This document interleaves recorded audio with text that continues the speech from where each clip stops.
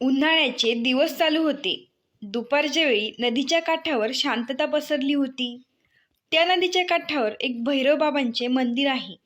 त्याच्या बाहेर एक मोठे पिंपळाचे झाड आहे, जे उन्हाळ्यात थंडदाट सावली देते.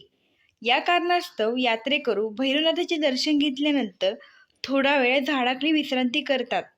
त्याच झाडाखाली एका वृद्ध महिलेने बऱ्याच दिवसापासून आपले घर केले होते. त्यांच्याकडे पाहिल्यावर त्या उच्चभ्रू कुटुंबातील असल्याच्या दिसून येत होते. पण आता ती फाटके कपडे आणि स्वेटर घालून इथे पडून असायची. आज जवळपास 16वा दिवस होता.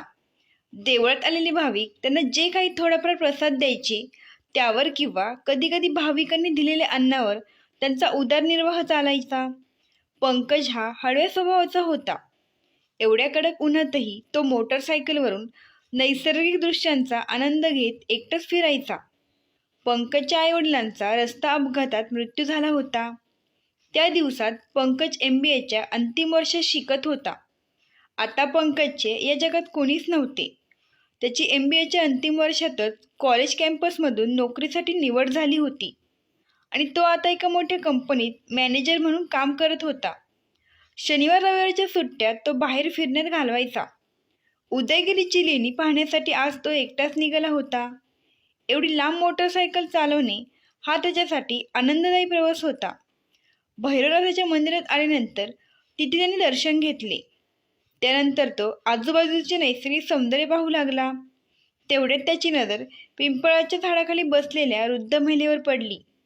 त्या म्हातारीच्या चेहऱ्यावर एक विचित्र आकर्षण आणि आपुलकी त्याला जाणवत होती. कदाचित त्याचं मन प्रत्येक वृद्ध स्त्रीमध्ये त्याच्या आजीला शोधत होतं. तो त्या वृद्ध स्त्रीकडे मोठ्या प्रेमाने पाहत त्यांना म्हणाला, आजी, काही खाशील का? माझ्याकडे बिस्किटचा पुडा आहे. चल, आपण दोघेही खाऊया. पंकजने अर्धी बिस्किटं त्या वृद्ध महिलेच्या हातात ठेवली आणि अर्धी बिस्किटे स्वतःच्या हातात घेऊन खाऊ लागला. आजी, तू कुठे राहतेस? म्हणजे तुझं गाव कुठे आहे? कारण तुझ्याकडे बघून असे वाटत नाही की तोशी या झाडाखाली झोपडीत राहत असशील. त्या वृद्ध महिलेने थंड श्वास घेतला आणि म्हणाली, बेटा, आता हे झाडच माझं घर आहे. जाऊ दे, तुला नाही समजणार. असे म्हणत त्या वृद्ध महिलेच्या डोळ्यातून अश्रू येऊ लागले. ती काही सांगायला तयार नव्हती, पण पंकजला जाणून घ्यायचे होते. त्यांच्यासोबत असे काय घडले की त्यांना या पिंपळाच्या झाडाखाली आपलं घर करून राहावं लागत आहे. पंकजच्या बऱ्याच प्रयत्नानंतर ती वृद्ध महिला सांगू लागली की, बेटा, माझं नाव सुलेखा अग्रवाल आहे. पूर्वी मी मथुरेत राहत होते. तिथे माझा स्वतःचा बंगला आहे. माझ्या नवऱ्याच्या निधनानंतर 1 वर्ष सगळं सुरळीत चाललं, पण हळूहळू मी माझ्या सुनेच्या डोळ्यातील काटा बनले. एके दिवशी माझा मुलगा मला म्हणाला, आई, चल आपण भैरवनाथाच्या दर्शनाला जाऊ. त्याने ट्रेनची तिकीटं अगोदरच काढून ठेवली होती आणि माझ्या सुनेने मला काही विचारायच्या अगोदरच माझी बॅग पॅक करून ठेवली होती. पण तेव्हा मला काही समजले नाही. त्यानंतर मी त्याच्यासोबत इकडे आले. इथे मंदिराजवळ आल्यावर तो मला म्हणाला, आई, तू पाया पडून ये. तोपर्यंत मी प्रसाद वगैरे घेतो. त्यानंतर मी पाया पडून बाहेर आले, पण माझा मुलगा मला इथे कुठेच दिसला नाही. अशातच 2 आठवडे निघून गेले. मी त्याची वाट बघत इथेच बसले, पण ना माझा मुलगा आला ना मला इथे घ्यायला कोण आले. मग मला वाटले की कदाचित मी त्यांच्यासोबत राहणे माझ्या सुनेला आवडत नसेल, म्हणूनच माझ्या मुलाने मला इथे सोडून तो निघून गेला. असे म्हणत त्या वृद्ध महिलेच्या डोळ्यातून पुन्हा पाणी येऊ लागले. पंकजला त्याची स्वर्गवासी आई आणि आजी, दोघी त्या आजीत ते त्याला दिसत होत्या. त्यामुळे त्याच्याही डोळ्यातून अश्रू आले. आई वडिलांच्या निधनानंतर पंकज पूर्णपणे एकटा पडला होता. घरात असल्यावर मोकळे घर त्याला खायला उठत होते, म्हणूनच तो घरात कमी, बाहेर जास्त असायचा. त्यामुळेच तो सुट्टीच्या दिवशी बाहेर प्रवास करून त्याचा त्रास कमी करण्याचा प्रयत्न करायचा. त्याने त्या आजीला विचारले, आजी, तू माझ्यासोबत माझ्या घरी येशील का? सुलेखाजी म्हणाल्या, बेटा, माझा स्वतःचा मुलगा, ज्याला मी 9 महिने माझ्या पोटात वाढवले, तो मला माझ्याच घरात ठेवू शकला नाही आणि तू म्हणत आहे की माझ्या घरी चल. बेटा, माझ्यावर दया करू नकोस. माझ्या आयुष्यातील उरलेले दिवस मी भगवान भैरवनाथांच्या सेवेत घालवणार आहे. यावर पंकज म्हणाला, आजी, माझ्या आईवडिलांचे रस्ता अपघातात निधन झाले आहे आणि आता माझ्याशिवाय माझ्या घरात दुसरे कोणीही नाही. तुझं रूप आणि बोलण्याची पद्धत सेम माझ्या आजीसारखीच आहे. तू माझ्यासोबत राहिलीस तर मला काही अडचण येणार नाही. उलट मला आधार मिळेल. निदान तुला जमलं तर तू आपल्यासाठी जेवण बनवशील आणि आपलं घर सांभाळशील आणि तुलाही राहायला घर मिळेल. बेटा, हा तुझा 2 मिनिटांचा मोह आहे. 1-2 आठवड्यात मी तुझ्यावर ओझे बनून जाईन आणि मग तूही मला तुझ्या घरातून हाकलून देशील. नाही बाबा नाही. मी इथेच परमेश्वराच्या दारात आनंदी आहे. एक दीर्घ श्वास घेत पंकज म्हणाला, काही लोकांना आई वडील ओझं वाटतात आणि जगात अशी काही माणसं असतात की ज्यांच्यापासून त्यांच्या आई वडिलांची सावली दूर जाते. माझ्या आजीचं माझ्यावर खूप प्रेम होतं आणि माझ्या आई वडिलांचंही माझ्या आजीवर खूप प्रेम होतं. पण आज कोणीही माझ्या घरात नाही. माझ्या आईची आणि आजीची मला खूप आठवण येते आणि मला तुझ्यात माझ्या आजीची प्रतिमा दिसत आहे. मी तुला खात्री देतो की तू माझ्यावर कधीही ओझे होणार नाहीस.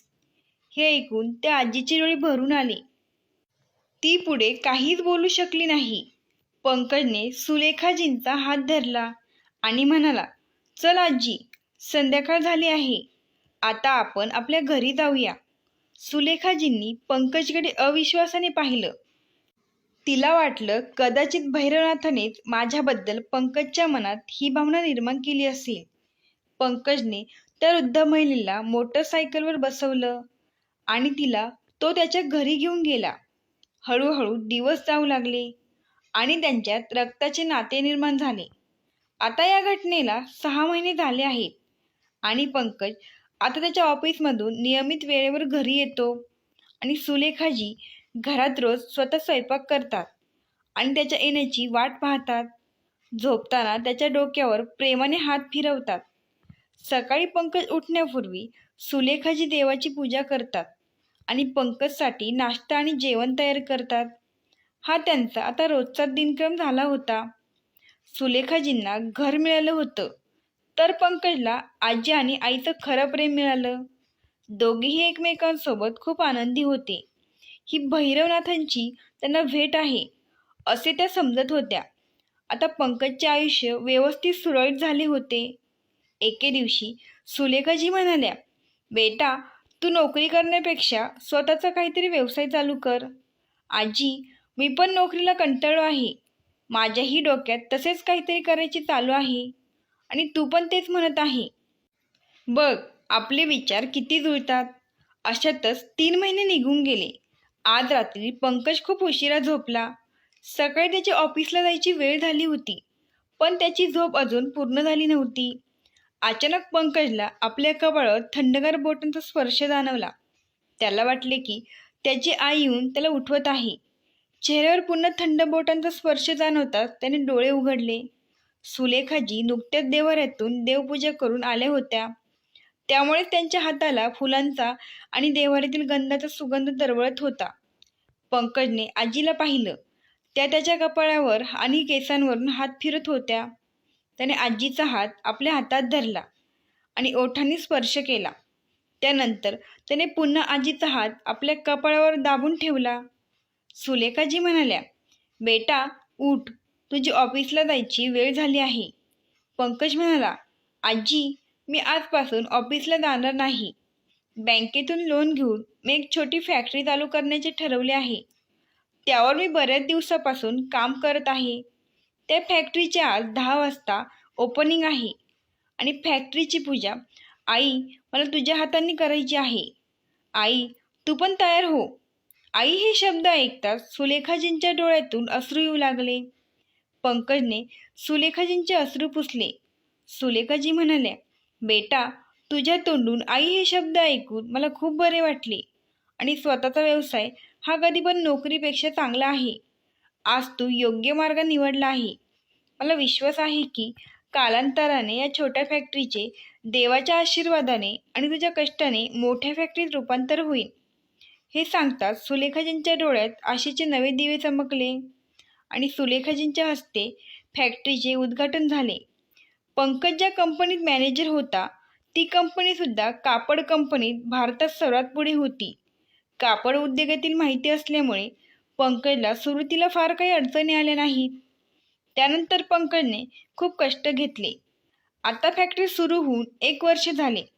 तयार मालाचा दर्जा आणि त्याच्याशी निगडीत लोकांच्या मेहनतीमुळे फॅक्टरी खूप वेगाने वाढत चालली होती. पंकजने आता दुसऱ्या शहरात आणखीन एक नवीन फॅक्टरीचे काम सुरू केले होते. त्यासाठी त्याने मथुरा शहर निवडले होते. दिवसेंदिवस पंकज व्यस्त होत चालला होता. सुलेखाजी एके दिवशी त्याला म्हणाल्या, बेटा, फक्त काम करणे हे आपल्या आयुष्याचे उद्दिष्ट नसते. त्यासोबतच तुला आधाराची गरज आहे. त्यामुळे मी विचार करत आहे की तू लवकर तुझं लग्न चांगल्या मुलीशी करावं. हो आई, आयुष्याच्या व्यस्ततेत आणि माझ्या व्यस्त वेळापत्रकात मी कधी लग्नाचा विचारच केला नाही. पंकजच्या डोळ्यासमोर राधिकाचे चित्र लगेच उमटले. राधिका ही त्याच्या मामाच्या मुलीची मैत्रीण होती, जी तिचे शिक्षण पूर्ण करून त्यांच्या शहरात नोकरी करत होती. पंकज अधूनमधून तिला भेटायला जात असे. त्याला राधिकाचा स्वभाव आणि शालीनता खूप आवडली होती. सुलेखाजींनी पंकजसोबत राधिकाच्या घरी जाऊन लग्नाचा प्रस्ताव ठेवला. तिच्या घरातले पंकजला पूर्वीपासून ओळखत होते. त्यांना पंकजचा स्वभाव माहीत होता. त्यामुळे राधिकाच्या घरातल्यांनी या नात्याला लगेच हो म्हटलं आणि काही दिवसातच त्या दोघांचे साध्या पद्धतीने लग्न पार पाडले आणि राधिका नवरी बनून पंकजच्या घरी आली. पंकज जितके प्रेम सुलेखाजींवर करत होता, तितकीच राधिका सुलेखाजींचे गुण आणि त्यांच्या आपुलकीने प्रभावित झाली होती. या घरात सुलेखाजींनी तिच्या आईची जागा घेतली. न जाणो सुलेखाजींना तिच्या मनातील प्रत्येक गोष्ट कशी कळायची आणि त्या तिची प्रत्येक इच्छा तिच्या न मागता पूर्ण करायच्या. असेच त्यांच्या आनंदात दिवस जाऊ लागले आणि वर्षातच राधिकाने 2 जुळ्या मुलांना जन्म दिला. सुलेखाजी आता खऱ्या अर्थाने आजी झाल्या होत्या आणि आता त्यांची मुख्य जबाबदारी पंकज आणि राधिका नसून तर बंटी आणि खुशी होती. अशातच काही वर्ष निघून गेली. पंकज आता त्याच्या फॅक्टरीत पुन्हा व्यस्त झाला. सुलेखाजींचा पलंग आता बंटी आणि खुशीच्या खोलीत होता. त्या रात्री झोपण्यापूर्वी त्यांना छान छान गोष्टी सांगायच्या. मुलांना आजीशिवाय जेवण करणं शक्यच नव्हतं. मुलं आईवडिलांसोबत कुठे चालली तर ते हट्ट करून आजीलाही सोबत घेऊन जायचे. राधिका आणि पंकज आपल्या 2 मुलांची जबाबदारी सुलेखाजींवर देऊन ते दोघे त्यांच्या फॅक्टरीच्या कामात मग्न झाले. त्याला राधिका खूप चांगली बिझनेस पार्टनर आणि लाईफ पार्टनर म्हणून मिळाली होती. या कारणास्तव त्यांचे कापड उद्योगातील औद्योगिक साम्राज्य आता नवीन उंचीला स्पर्श करत होते. अशातच पंकज आता खूप मोठा उद्योगपती झाला होता. तेवढ्यावरच न थांबता त्याने आपल्या फॅक्टरीचे आउटलेट देशातील जवळपास सर्व प्रमुख शहरांमध्ये उघडले होते, ज्यामध्ये अनेक कर्मचारी काम करत होते. सुलेखाजींचा मुलगा अंकित, ज्याने त्यांना भैरवनाथाच्या मंदिराबाहेर सोडले होते, त्याला प्रत्येक क्षणी पश्चाताप होत होता. आपल्या घरगुती त्रासामुळे दुःखी होऊन आणि आपल्या पत्नीसोबत आनंदाने जगण्याच्या इच्छेने तो आपल्या आईला सोडून गेला होता. परंतु त्याचं अंतःकरण आक्रोश करत होता, जो तो कोणाशी शेअर करू शकत नव्हता.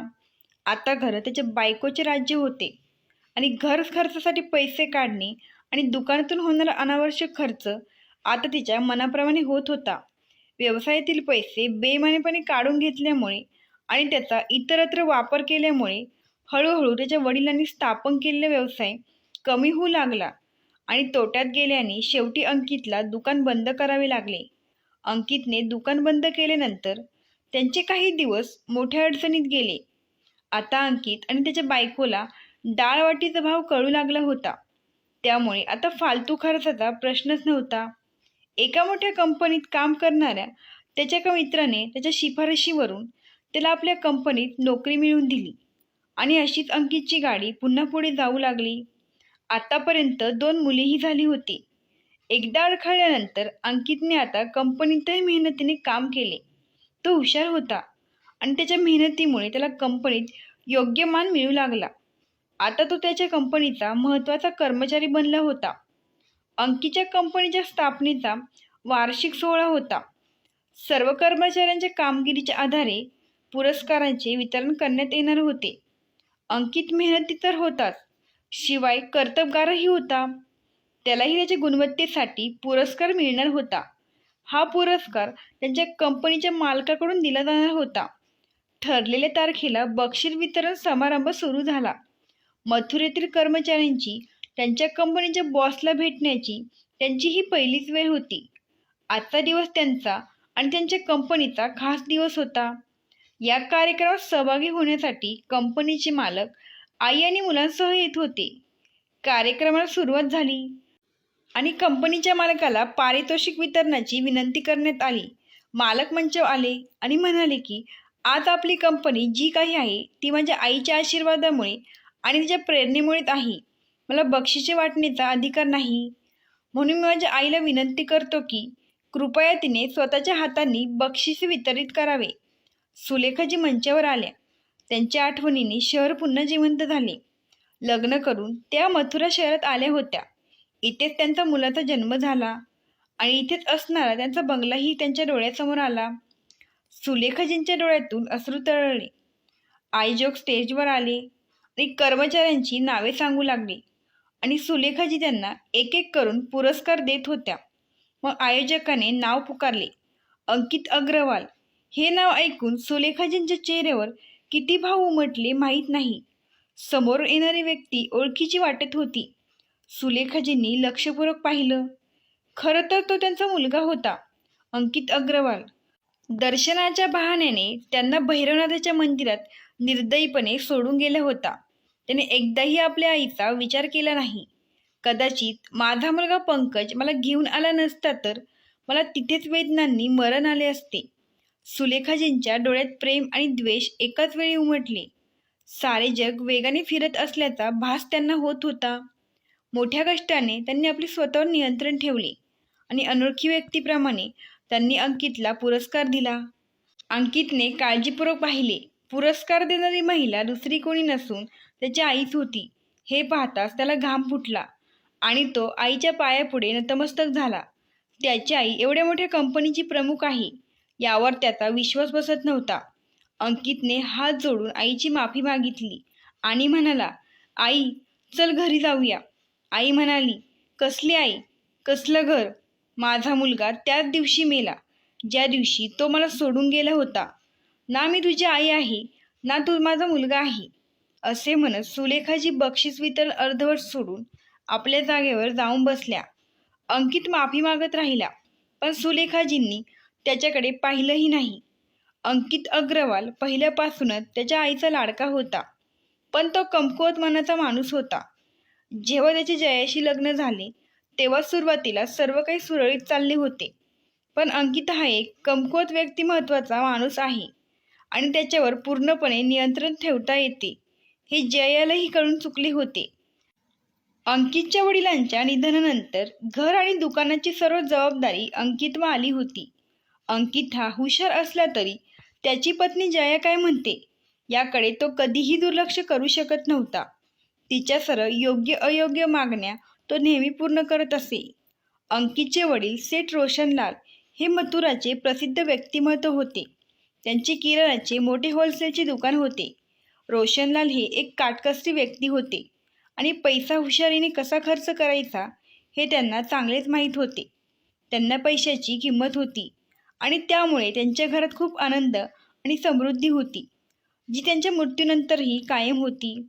जयाचा भाऊ जितेंद्रही त्यांच्या वडिलांचा व्यवसाय सांभाळत होता. आता ड्रायफ्रूटच्या व्यवसायात त्याचे मोठे नुकसान झाले होते. त्याचे दुकान चालवण्यासाठी त्याला खूप पैशांची नितांत गरज होती आणि पैसे मिळवण्याचा एकच मार्ग होता. ते सोपं साधन म्हणजे जया होती. तो त्याच्या बहिणीच्या घरी पैसे मागण्यासाठी आला होता. अंकितची मदत घेतल्याशिवाय जया इतक्या पैशाची व्यवस्था करू शकत नव्हती. जयाने अंकितला तिचा भाऊ जितेंद्रला 5 लाख रुपये देण्यास सांगितल्यावर अंकित विचारात बुडाला. संध्याकाळी अंकितने हा संपूर्ण प्रसंग आई सुलेखाजींना सांगितला. आई खूप हुशार होती. ती म्हणाली, बेटा, आता आपला व्यवसाय तुझ्या वडिलांच्या काळात चालत होता तसा आता चालत नाही. यावेळी व्यवसायातून इतके पैसे काढले तर व्यवसाय कायमचा नष्ट होईल.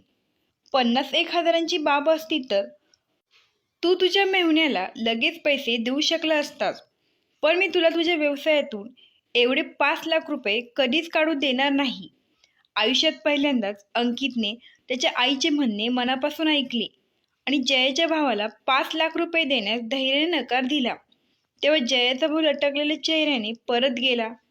त्या दिवसापासून जया तिची सासू सुलेखाजींची शत्रू झाली आणि प्रत्येक छोट्या छोट्या मुद्द्यांवर ती त्या असह्य विधवेची छेड काढू लागली. इतकंच काय, ती कधी त्यांच्या जेवणात खूप मीठ घालायची, तर कधी त्यांच्या भाजीच्या भांड्यात खूप मिरची टाकायची. सुलेखाजी देवपूजा आणि भजनाला बसल्यावर जया मुद्दाम म्युझिक सिस्टमवर तिची फिल्मी गाणी जोरात वाजू लागायची. त्यांच्या छोट्याशा चुकीवरही ती त्यांच्याशी अशी वागायची की नोकरांनाही कुणी असे वागवणार नाही. आपल्या भावाचा व्यवसाय चांगला चालत नाही, यामागे सुलेखाजीच कारणीभूत आहे, हे जयाला प्रत्यक्षाने जाणवत होते. या म्हातारीने माझ्या भावाचे कल्याण होऊ दिले नाही, त्यामुळे आता ही माझ्या डोळ्यातील काटाबंदी आहे. तिला या घरातून बाहेर काढल्याशिवाय मी शांत बसणार नाही. हा विचार तिच्या मनात विष कालवत राहिला. सुलेखाजी नेहमी गप्प बसायच्या.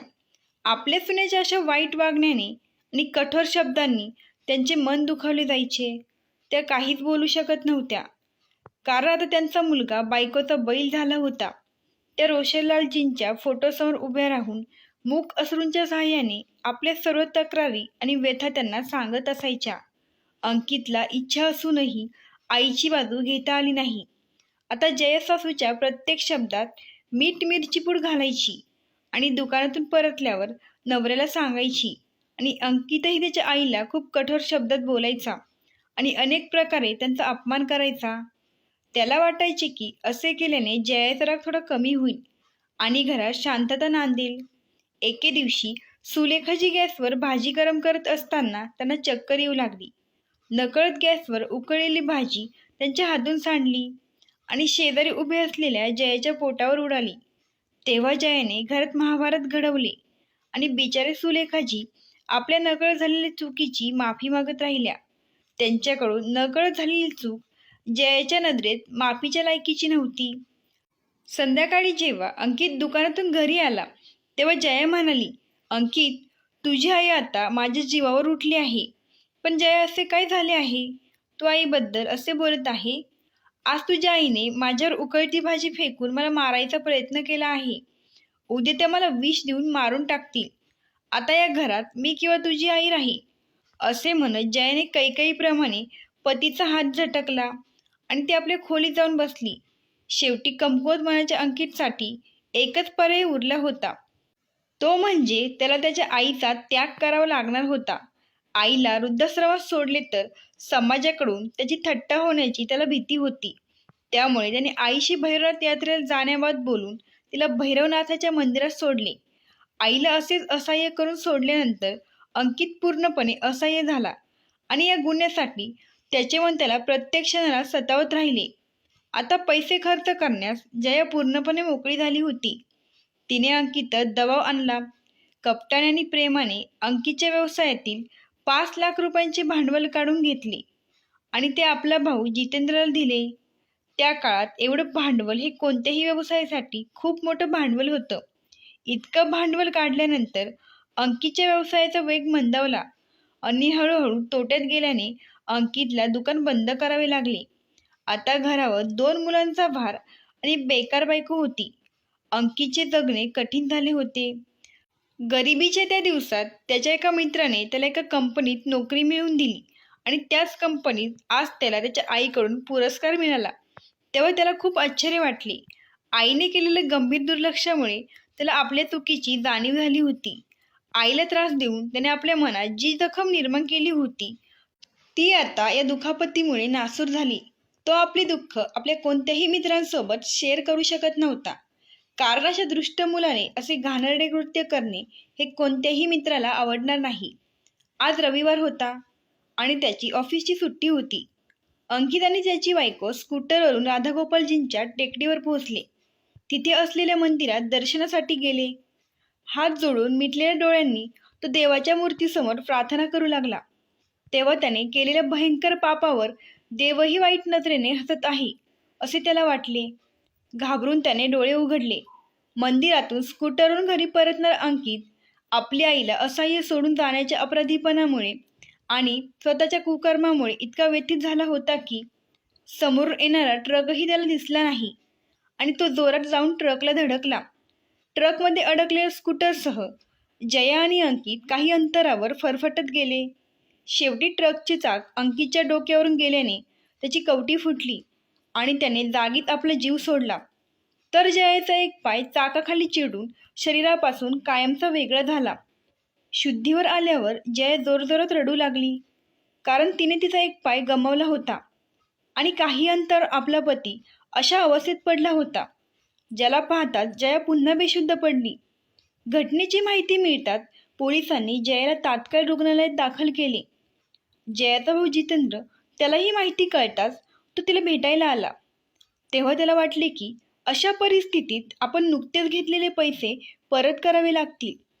असा विचार करून तो एक दिवस बहिणीकडे राहिला आणि निमित्त करून पुन्हा त्याच्या घरी गेला.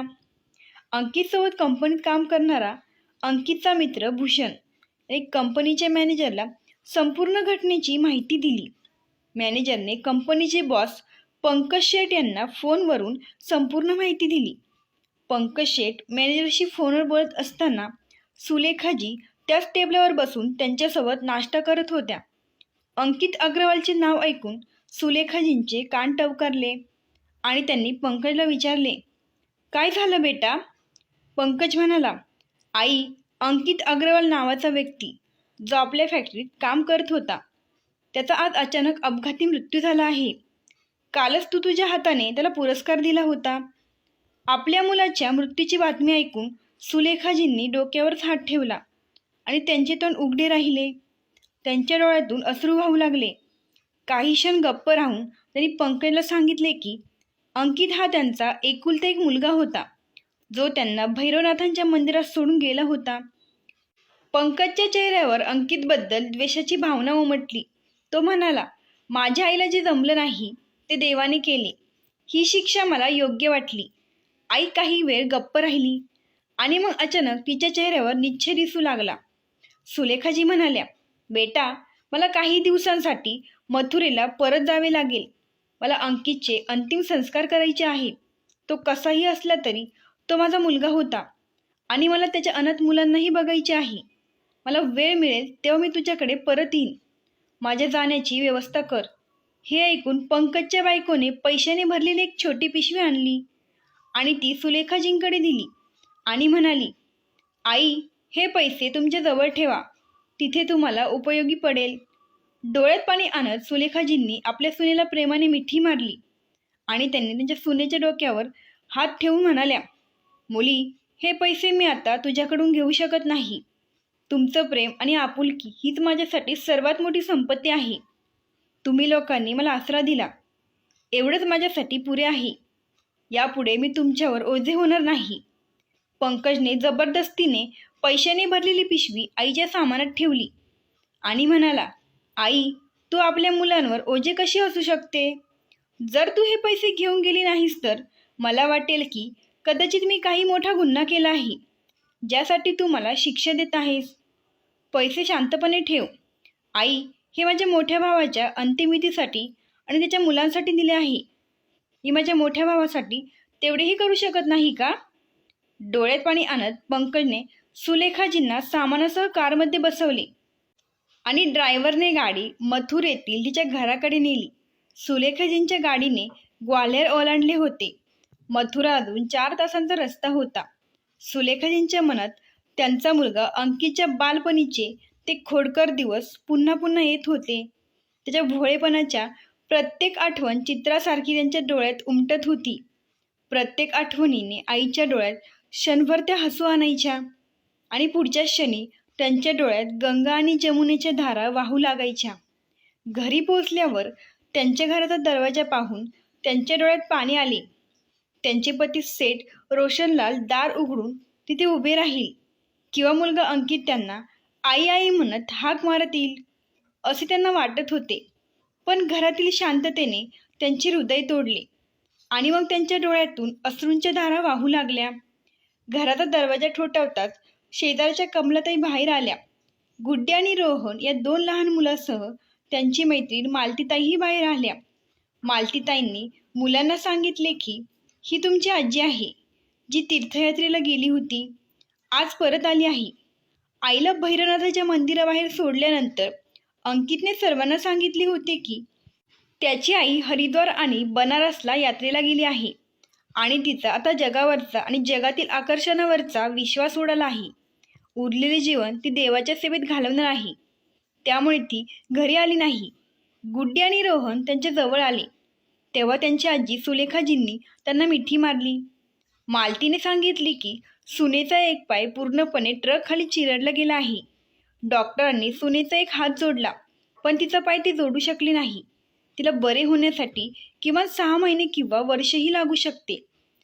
मालतीने सांगितले की पोलिसांनी अंकीच्या डोक्याचे छोटे तुकडे कसे उचलले, एका बॅगेत ठेवले आणि मृतदेह पोस्टमॉर्टमसाठी नेला आणि त्याचे अंतिम संस्कार एका दिवसानंतरच होऊ शकले.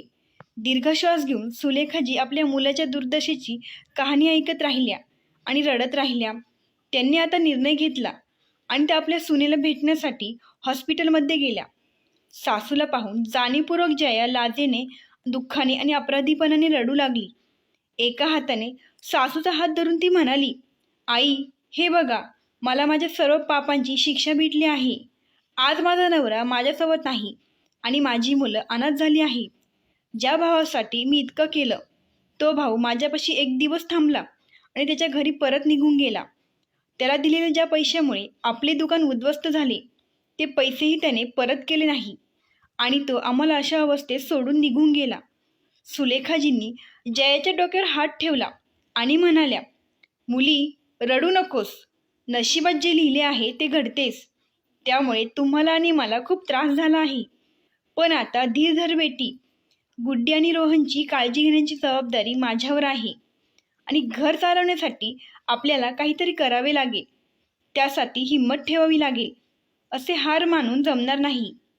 बेटी, रडून आपण काही साध्य करू शकणार नाही. म्हणून धीर धर आणि लवकरात लवकर बरे व्हावे अशी इच्छा बाळग. सासूबाईंची साथ मिळाल्याने जयला खूप धीर मिळाला होता. तिला जितका सासूचा पाठिंबा मिळत गेला तितकी ती रडत गेली. असे रडल्याने तिच्यातील सर्व अशुद्धता धुवून निघून गेली आणि तिला स्वतःमध्ये हलकेपणा आणि दृढ निश्चय जाणवला. जोपर्यंत जय हॉस्पिटलमध्ये होती तोपर्यंत सुलेखाजींनी त्यांचे पती सेठ रोशनलाल यांचे विश्वासू, जे त्यांच्या दुकानातील हिशोब सांभाळायचे, मुळशीजींना बोलावून घेतले आणि सुलेखाजींनी त्यांच्या बंद दुकानाची साफसफाई करून घेतली. मुळशीजी येतात पंकजने त्यांना दिलेले पैसे त्या मुळशीजीजवळ देत म्हणाल्या, मुळशीजी, दुकान चालवण्यासाठी व्यापाऱ्यांकडून थोडासा माल घ्या.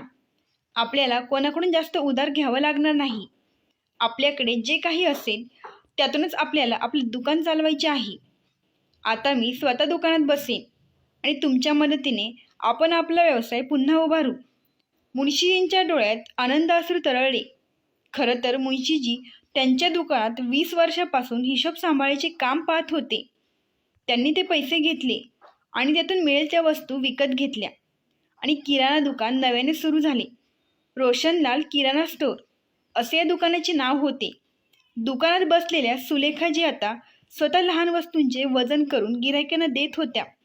केवळ सेठ रोशनलालचे नाव आणि सुलेखाजी यांच्या मेहनतीमुळे आणि अंकीच्या मृत्यूबद्दलची सहानुभूती यामुळे हे दुकान 10-15 दिवसातच यशस्वी झाले आणि दुकान सुरू करण्यासाठी जेवढा माल ठेवला होता त्याच्या आता कितीतरी पट माल दुकानात होता. मुळशीजींनी मालाच्या किमती फारच कमी नफ्याच्या मार्जिनवर ठेवल्या होत्या. त्यामुळे बाजारात स्वस्तात कमी किमतीत माल मिळत होता. यापेक्षा ग्राहकांना आणखीन काय हवे आहे? दुकान आता पूर्वीप्रमाणे चालू लागले होते. सुलेखाजींच्या नम्र, साध्या आणि प्रेमळ स्वभावामुळे दुकानाच्या लोकप्रियतेत भर घातली. 6 महिन्यानंतर जय हॉस्पिटलमधून डिस्चार्ज मिळाल्यावर घरी परतली तेव्हा घरची परिस्थिती पूर्णपणे बदलली होती आणि घर जवळपास सेठ रोशनलालच्या काळात होते तसे स्थिरावले होते. सुलेखाजींनी आता पुष्पाबाईला घरच्या कामासाठी ठेवले होते, जी त्यांच्या घरात पूर्वी काम करत होती आणि जय 3 चाकी गाडीवर दुकानात यायची आणि सुलेखाजींच्या देखरेखीखाली दुकानातील गुंतागुंत समजून घेत होती. सुलेखाजी रोहनलाही 2 तास दुकानात बोलावत असे. त्या त्याला आपल्याजवळ बसवायच्या आणि दुकानाची छोटी मोठी कामे समजावून सांगायच्या. कधी रोहन हिशोब तर कधी छोट्या छोट्या वस्तू द्यायचा. हळूहळू आयुष्याने वळण घेतले आणि आता तो सर्व कामे तोलायचा, तर कधी सामानाचे पॅकेट उचलून काउंटरवर आणायचा. अशा प्रकारे रोहन आणि त्याची आई जया या दोघांनीही दुकानातील गुंतागुंत व्यवस्थित समजली. बाकी दुकान चालवण्यासाठी मुंशीजींची मदत होतीच. जयाचा भाऊ जितेंद्र यालाही जयाचे घर पुन्हा व्यवस्थित झाल्याची बातमी मिळाली आणि त्यालाही आपली चूक कळली. त्याच्या पत्नीने त्याला समजावून सांगितले की त्याच्या बहिणीकडून घेतलेले कर्ज एक दिवस ते व्याजासकट फेडावे लागेल, अन्यथा देवाकडे जाऊन हिशोब द्यावा लागेल आणि इथे केलेले इथेच भोगावे लागते.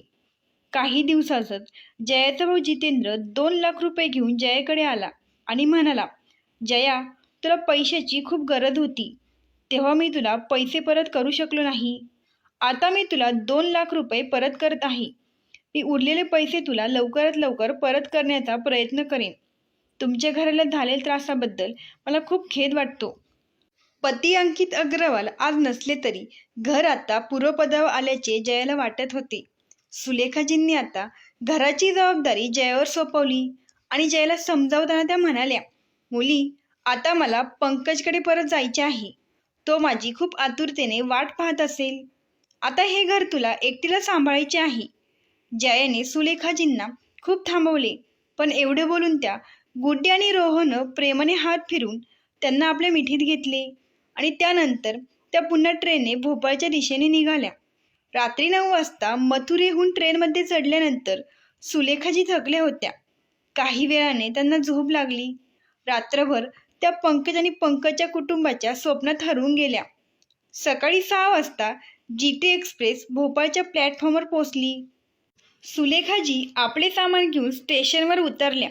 त्यांच्याकडे फारसे सामान नव्हते. बॅग खांद्यावर लटकून त्यांनी ॲटो स्टँडवर जाऊन ॲटोमध्ये बसून आरोरा कॉलनीतील मुलाचे घर गाठले. ॲटो चालकाला पैसे दिल्यानंतर त्यांनी दारावरची बेल वाजवली. एवढ्या पहाटे कोण असेल या विचारात राधिका बाहेर आली आणि तिने सुलेखाजींना पाहून त्यांना आनंदाने मिठी मारली. सुलेखाजींच्या पायाला स्पर्श केल्यानंतर राधिका त्यांची बॅग घेऊन गेली आणि पंकजला उठवलं. राधिकाने पंकजचे हात झटकले आणि म्हणाली, पंकज, उठ, बघ कोण आलंय. पंकजने डोळे चोळत विचारलं, कोण आलंय, ज्यासाठी तुम्हाला एवढे पहाटे उठवलं? असे म्हणत पंकजने पुन्हा डोळे झाकले. मग सुलेखाजी त्याच्या बेडरूममध्ये गेल्या आणि त्यांनी पंकजच्या केसात बोटं अडकवली आणि त्याच्या कपाळाला प्रेमाने स्पर्श केला. हा स्पर्श पंकज कसा विसरेल. त्यांनी लगेच सुलेखाजींचा हात आपल्या हातात धरला आणि त्या हातांना त्याच्या ओठाने स्पर्श केला.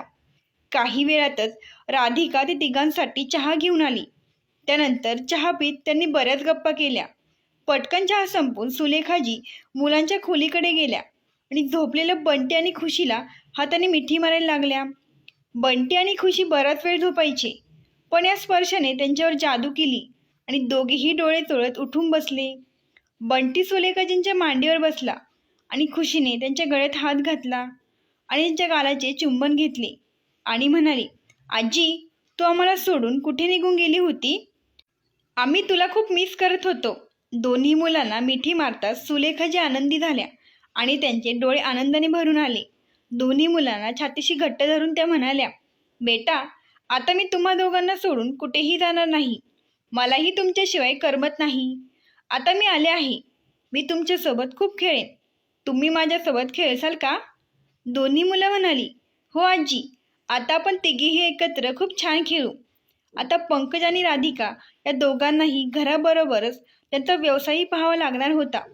त्यामुळे दोघांच्याही सामाजिक वर्तुळात खळबळ उडाली होती. दोघेही सतत बाहेर असायचे. घरची सगळी जबाबदारी आणि काळजी आता पुन्हा सुलेखाजींच्या खांद्यावर आली होती. सुलेखाजी आता दिवसभर पूजेत आणि मुलांची काळजी घेण्यात व्यस्त होत्या. मुलं शाळेत जाताना सुलेखाजी आणि त्यांच्या आई वडिलांच्या पाया पडून शाळेत जायची. खरं तर हे सुलेखाजींचे संस्कार होते. जन्माष्टमीचा दिवस होता. सुलेखाजी सकाळी 6 वाजता उठल्या आणि राधाकृष्ण मंदिरात गेल्या. मंदिरात प्रचंड गर्दी होती. सुलेखाजींना यायला उशीर झाला. तोपर्यंत बंटी आणि खुशी सुरू झाले होते. त्यांना वाटले की सुलेखाजी पुन्हा त्यांना सोडून मथुरेला गेले आहेत. दोन्ही मुलांनी रडून आभाळाकडे डोके वर काढले. राधिकाने तिच्या मोबाईलवरून सुलेखाजींना फोन करून घरी बोलावून घेतले. सुलेखाजींनी दर्शन न घेताच मंदिराच्या बाहेरून हात जोडले आणि ताबडतोब गाडीत बसून घरी आल्या. त्या येताच मुलांनी त्यांना घट्ट मिठी मारून म्हणाले, आता आम्हाला सोडून कधीच जाऊ नकोस. सुलेखाजींनी दोन्ही मुलांना मिठी मारली आणि म्हणाल्या, हो बेटा, आता मी कधीच तुम्हाला असे सोडून कुठेही जाणार नाही. मी नेहमी तुमच्यासोबतच राहीन. संध्याकाळी बंटी आणि खुशी वरच्या फ्लोअरवर खेळत होते. खेळता खेळता खुशी तोल जाऊन खाली पडली आणि ती बेशुद्ध झाली. बंटीचा आरडाओरडा ऐकून देवाची आरती करणाऱ्या सुलेखाजी बाहेर आल्या आणि खुशीला बेशुद्ध अवस्थेत पाहून त्यांनी तिला उचलून आपल्या मांडीवर घेतले आणि साडीने डोक्यावरील जखमेतून वाहणारे रक्त पुसले. त्यानंतर त्यांनी पाणी शिंपडले. पाणी शिंपडूनही खुशी शुद्धीवर आली नाही. अत्यंत काळजीत असलेल्या सुलेखाजींनी पंकजला फोन करून ताबडतोब घरी येण्यास सांगितले. गुदमरलेल्या आवाजात सुलेखाजी पंकजला म्हणाल्या, बेटा, खुशीवरच्या फ्लोअरवरून तोल जाऊन खाली पडली आहे आणि तिला खूप दुखापत झाली आहे. खूप प्रयत्न करूनही ती शुद्धीवर येत नाहीये. बंटीसुद्धा खूप घाबरला आहे. तू लवकर घरी ये. घाबरलेल्या पंकजने मीटिंग अपूर्ण ठेवली आणि तो लगेच राधिकासह आपल्या घरी निघून आला. त्यांचे मन आक्रोश करत होते. मला माहीत नाही की ही खुशी किती वाईटरित्या जखमी झाली असेल आणि बेशुद्ध पडली असेल. हा विचार राधिकाला खूप वेदनादायी झाला होता. रडून रडून तिची अवस्था बिकट झाली होती. राधिका ड्रायव्हरला गाडी वेगाने चालवण्यास सांगत होती. घरी पोहोचल्यावर ती गाडीतून उतरली आणि धावतच ड्रॉइंग रूममध्ये गेली. तिथे सुलेखाजी बेशुद्ध खुशीला आपल्या मांडीवर धरून घड्याळाकडे पाहत बसल्या होत्या. त्यांच्या तोंडातून शब्दच निघत नव्हते. आज त्यांची सगळी हिंमत कुठेतरी हरवली होती. उदास पंकज आणि राधिकाला समोर पाहून त्या जोरजोरात रडू लागल्या. पंकज खुशीला उचलून गाडीजवळ घेऊन गेला आणि खुशीला आपल्या मांडीवर घेतले आणि राधिका आणि सुलेखाजींसोबत हॉस्पिटलच्या दिशेने निघाले. डॉक्टरांनी बेशुद्ध खुशीवर मलमपट्टी केली आणि इंजेक्शन दिले. औषधांच्या परिणामामुळे खुशीला पुन्हा शुद्ध आले. मात्र दुखापतीमुळे तिला काहीच दिसत नव्हते. ती वडिलांचा आणि आजीचा हात धरून म्हणत होती, आई, खूप अंधार आहे, लाईट लावा, मला काहीच दिसत नाहीये. बाबा, लाईट लावा, मला खूप भीती वाटते. आजी, मला उजेडात घेऊन चल. डॉक्टरांनी तिचे डोळे तपासले आणि MRI सह इतर तपासण्याही केल्या.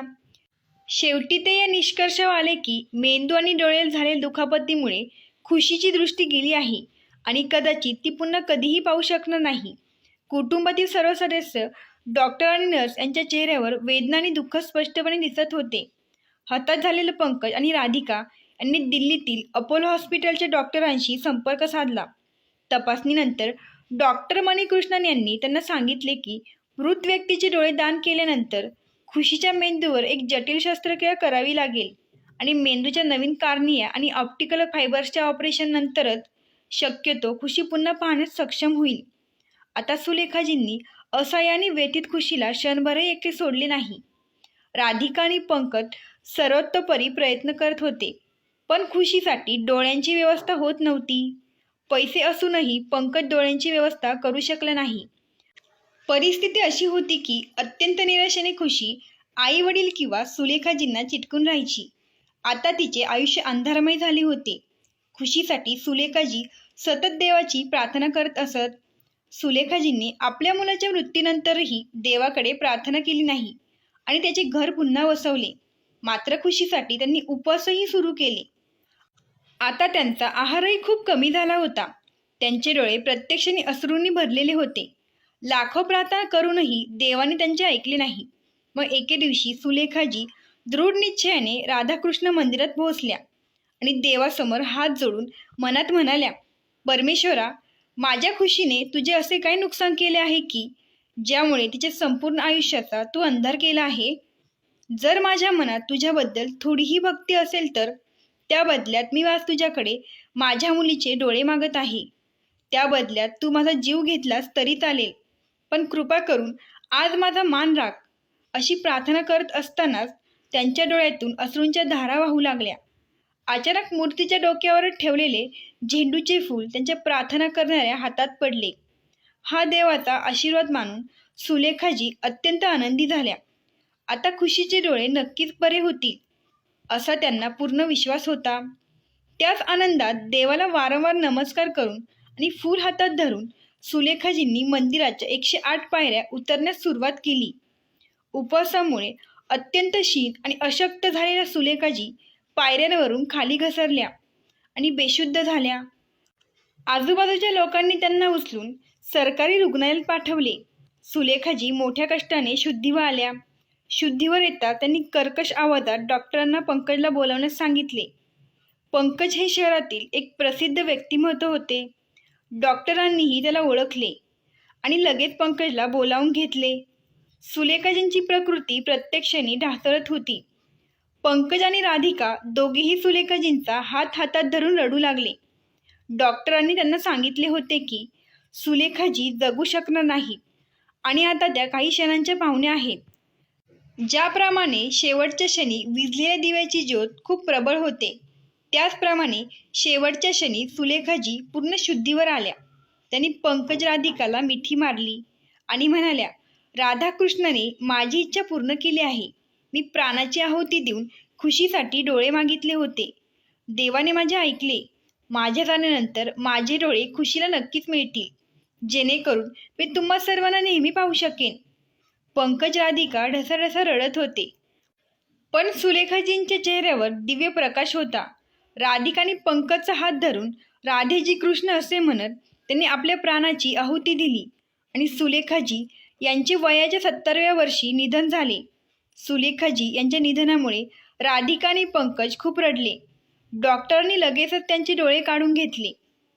त्यानंतर पंकजनी दिल्लीतील अपोलो हॉस्पिटलचे डॉक्टर मणिकृष्णन यांना फोन करून सुलेखाजी यांचे डोळे दान केल्याची माहिती दिली आणि त्यांना तातडीने विमानाने येण्याची विनंती केली.